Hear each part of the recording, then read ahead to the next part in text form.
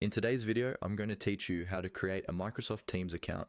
We'll walk through the process step by step so you can follow along on your own computer.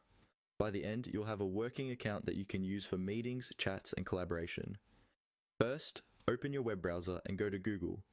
In the search bar, type MS Teams or Microsoft Teams and press enter.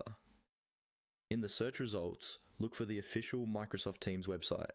It should clearly show that it's a Microsoft domain. Click that link to open the Teams page.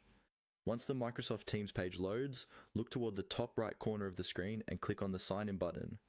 Even though we're creating a new account, this is the right place to start because the Sign In page also gives you the option to register. On the Sign In screen, you'll see a field where you would normally enter your email address, and just below it, a link that says Create One. Go ahead and click on that Create One link to begin setting up a new account. Now you'll be taken to the Microsoft account sign-up page. Here, you'll be asked to type in an email address.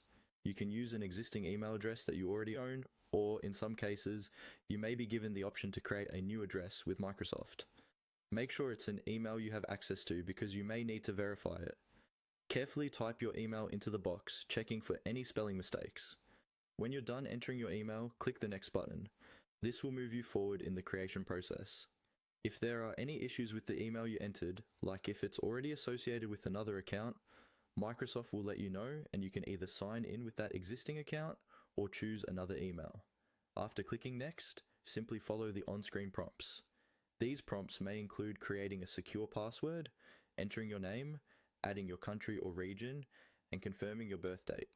You might also need to verify your email by entering a code that Microsoft sends you. Just take your time and read each message carefully before you click Next or Continue.